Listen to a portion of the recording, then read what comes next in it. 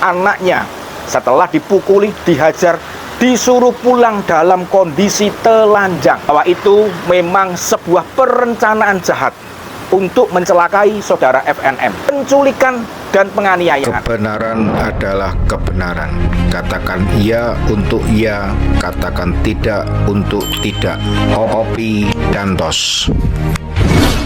Sobatku semuanya, setelah beredar video siaran berita di sebuah stasiun televisi swasta mengenai pelaporan tindak pidana penculikan dan penganiayaan terhadap saudara FNM berusia 16 tahun yang berasal dari Kabupaten Batang, Kecamatan Subah, saya selaku kuasa hukum banyak menerima telepon dan menerima WhatsApp dari beberapa teman yang menanyakan sebetulnya kasusnya apa, kok bisa sampai dianiaya. Jadi pada tanggal 4 April 2025 yang lalu, saudara FNN ini jam 10 pagi mendapat telepon dari seorang teman wanitanya dengan inisial NS. Di telepon itu, temannya ini meminta tolong agar dijemput di suatu tempat di Kecamatan Tulis dengan alasan sepeda motornya mengalami gangguan. Kemudian saudara FNN pun menjemput anak ini, dan setelah sampai di situ akhirnya sepeda motor NS dibawa oleh temannya dan NS pun berboncengan dengan FNM berjalan-jalan sampai di satu lokasi. Mereka bersama-sama dan setelah itu mereka pun pulang bersama. Pada waktu mereka akan pulang bersama, saudari NS entah karena apa memberikan WhatsApp kepada teman-temannya yang ada di satu desa di Kecamatan Subah yang mengatakan bahwa dia seolah-olah sudah mengalami tindakan pelecehan yang dilakukan oleh saudara FNM. Sontak teman-temannya lantas mencegat mereka berdua di sebuah desa, dan disitulah FNM ditampar sebanyak 3 kali oleh seseorang yang menerima WhatsApp dari saudari NS. Tidak berhenti di situ sobat-sobatku semuanya. Malam harinya jam 8 malam dia didatangin oleh 3 orang dengan alasan diminta untuk mendatangi rumah NS untuk bertemu dengan orang tuanya dan meminta maaf atas tindakan yang telah dia lakukan kepada saudari NS. Tanpa menaruh curiga, saudara FNM pun mengikuti mereka bertiga. Kepergian saudara FNM tidak diketahui oleh orang tuanya. Dia pergi dan mengikuti ketiga orang ini. Tetapi di tengah perjalanan, bukannya dibawa ke rumah saudari NS, arah kendaraan dibelokkan menuju ke satu tempat di lapangan. Di situ telah menunggu 8 orang pemuda yang lain. Dan disitulah saudara FNM pun dipermak, dihajar habis-habisan, dipukul, ditendang, sehingga mengakibatkan tulang hidungnya retak, kemudian beberapa di wajahnya memar, dan yang tragis adalah 3 gigi bagian depan saudara FNM harus tanggal, harus lepas. Penganiayaan tidak berhenti di situ. Saudara FNM pun dimasukkan ke dalam sebuah parit. Kejadian pada malam hari. Masukkan dalam parit yang berair kotor, dihajar, baju dan celana saudara FNM pun disuruh lepas dan dibakar beramai-ramai oleh 11 anak ini. Setelah itu saudara FNM pun disuruh pulang ke rumahnya. Jarak antara lokasi saudara FNM sampai ke rumah itu berkisar antara 3 sampai dengan 5 km. FNM pun pulang dengan hanya menggunakan celana dalam. Sesampainya di rumah, barulah Bapak Sudio mengerti bahwa anaknya telah dianiaya sedemikian rupa. Membuat Bapak Sudio sangat merasa dihina sekali adalah anaknya setelah dipukuli, dihajar, disuruh pulang dalam kondisi telanjang, hanya menggunakan celana dalam. Inilah yang membuat Bapak Sudio sangat marah dan sangat terhina. Oleh keluarga, anak ini segera dibawa untuk memintakan visum di sebuah puskesmas. Pulang dari visum, si anak masih kesakitan, datanglah rombongan keluarga pelaku, terdiri dari orang tua. Mereka datang serta-merta membawa selembar kertas bermeterai, kemudian terdapat tulisan pernyataan, yaitu seolah-olah masalah ini selesai, didamaikan, dan mereka membawakan uang sebesar Rp500.000. Bapak Sudio tentu sangat marah sekali karena melihat anaknya sudah dihina seperti itu, dirinya pun dihina. Pada saat saya meminta tanda tangan untuk menandatangani surat kuasa khusus, Bapak Sudio mengatakan 500.000 saya tidak perlu diberi oleh mereka 10 orang, 11 orang. saya masih bisa pinjam ke tetangga kanan dan kiri saya hanya untuk Rp500.000. Saya miskin, tetapi saya tidak semiskin itu karena punya tetangga yang masih bisa diharapkan memberikan pinjaman bagi saya. Dia merasa terhina. Akhirnya, Bapak Sutio pun berinisiatif untuk melaporkan ini ke pihak kepolisian. Sekitar tanggal 30 April saya datang, bercerita, dan saya berinisiatif untuk bertemu dengan pihak keluarga pelaku. Mediasi yang saya harapkan bisa berjalan dengan baik ternyata berakhir tanpa ada kesepakatan dan mereka ngotot bahwa mereka tidak bersalah. Sebetulnya di sini ada dua kasus, tidak bisa digabungkan jadi satu, tetapi bisa digabungkan jadi satu. Tidak bisa karena satu sisi pelecehan, tetapi di satu sisi yang kami perhatikan adalah penculikan dan penganiayaan. Oke, jika dibilang timbulnya karena pelecehan, tetapi saudara FNM dan saudari NS ini sudah berhubungan sejak dari SMP. Bertahun-tahun mereka bina hubungan dan tidak pernah terjadi apa yang katanya pelecehan.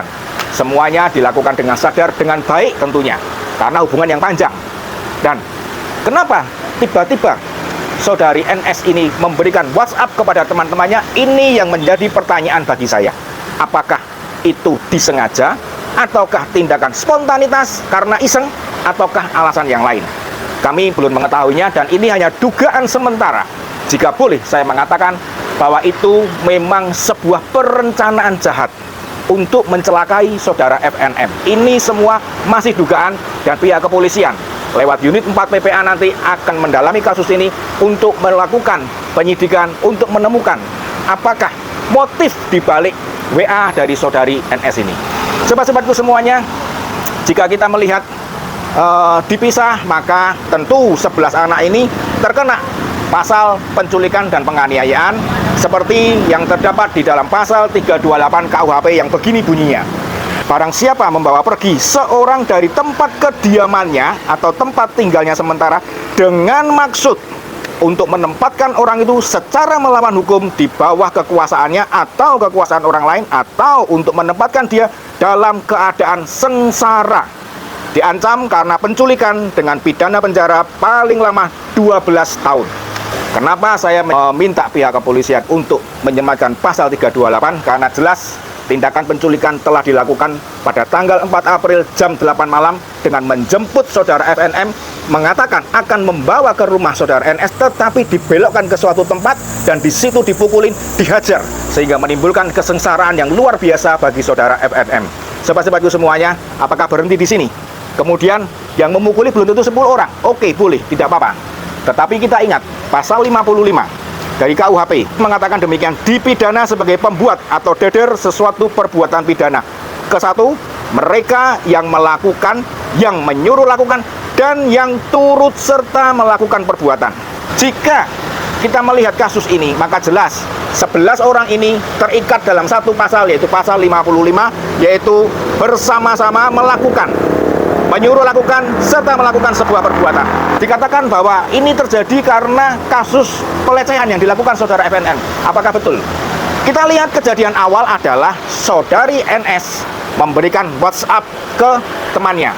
Hal itu berisi sebuah pesan yang mengakibatkan menyulut emosi sehingga terjadi penganiayaan. Berarti bisa dikenakan Undang-Undang ITE mengenai tindakan mentransfer suatu berita yang mengakibatkan sebuah tindak pidana kejahatan terjadi. Itu yang dilakukan oleh saudari NS. Yang kedua, saudari NS pun bisa disematkan pasal 56. Pasal 56 dipidana sebagai pembantu sesuatu kejahatan. Kesatu, mereka yang sengaja memberi bantuan pada waktu kejahatan. Kedua, mereka yang sengaja memberi kesempatan, sarana, atau keterangan untuk melakukan kejahatan. Dilihat dari pasal 56 ini, maka saudari NS tidak akan bisa lari dari pasal 56 dan dia pun harus dikenakan pasal 55 yang artinya bersama-sama melakukan sebuah tindak pidana penganiayaan terhadap saudara FNM. Untuk ke-11 orang ini, mereka menganiaya dan yang dianiaya adalah anak di bawah umur. Sesuai dengan Undang-Undang Republik Indonesia Nomor 35 Tahun 2014 tentang perubahan atas Undang-Undang Nomor 23 Tahun 2002 tentang perlindungan anak. Di pasal 1 yang dikatakan, yaitu pasal 1 ayat 1, anak adalah seseorang yang belum berusia 18 tahun, termasuk anak yang masih dalam kandungan. Kita lihat di pasal 80 ayat 1 Setiap orang yang melanggar ketentuan sebagaimana dimaksud dalam pasal 76C dipidana dengan pidana penjara paling lama 3 tahun 6 bulan dan atau denda paling banyak 72 juta rupiah. Pasal 80 ayat 2 dalam hal anak sebagaimana dimaksud pada ayat 1 luka berat, maka pelaku dipidana dengan pidana penjara paling lama 5 tahun dan atau denda paling banyak 100 juta rupiah. Ini mengacu kepada pasal 76C. Apa bunyinya pasal 76C? Setiap orang dilarang menempatkan, membiarkan, melakukan, menyuruh melakukan atau turut serta melakukan kekerasan terhadap anak. Ada sekian banyak pasal, termasuk pasal 310, 311 yaitu perbuatan fitnah yang dilakukan oleh saudari NS yang mengakibatkan korban FNM mengalami penderitaan, luka berat, cacat permanen dengan tanggalnya 3 gigi di depan. Sehingga dari pelaku ini bisa dijerat. Pasal-pasal ini, pasal manakah yang akan diberikan oleh pihak kepolisian atau pihak jaksa penuntut nantinya? Kita serahkan kepada aparat penegak hukum, biarlah mereka yang menilai. Yang pasti adalah keluarga meminta keadilan yang seadil-adilnya. Saudara FNM sudah mendapat support dari seseorang dari di Jakarta agar pada saat dia lulus SMA akan didaftarkan sebagai anggota Tentara Nasional Indonesia. Dengan adanya kejadian ini, gigi 3 yang tanggal, maka cita-cita itu harus pupus, dikubur dalam-dalam. Itu yang pertama. Kenapa saya katakan ini adalah luka berat? Karena gigi yang tanggal bukan seperti dengan tangan yang patah tulang. Kalau tangan patah tulang masih bisa disambung dipen, maka tangan itu akan kembali bisa normal, tinggal menjaga karena tetap ada cacatnya. Tetapi gigi tanggal tidak akan bisa disambung, tidak akan bisa tumbuh kembali mengingat usia saudara FNM adalah sudah 16 tahun menjelang 18 tahun. Disinilah letak kenapa kami melaporkan, kami meminta keadilan. Kami menuntut ke-12 anak ini agar mereka menerima penghukuman yang setimpal. Yang satu adalah memulai asal mula kejadian ini, pelaku utama yang menyebabkan semua runtutan kejadian itu terjadi. Kemudian 11 orang melakukan penculikan dan penyiksaan. So, kita tunggu bagaimana proses selanjutnya. Pihak kepolisian sudah berjanji akan segera menindaklanjuti dan akan segera memanggil ke-12 anak ini untuk dilakukan klarifikasi. Dan kemudian dari 12 ini siapakah tersangka dan siapakah terdakwanya, ataukah akan diadakan restoratif justice, kami semua masih belum tahu. Yang pasti keluarga dari Bapak Sudyo, bapak dari saudara FNM menuntut dan meminta keadilan yang seadil-adilnya untuk anaknya. Salam presisi, salam Opi Dantos.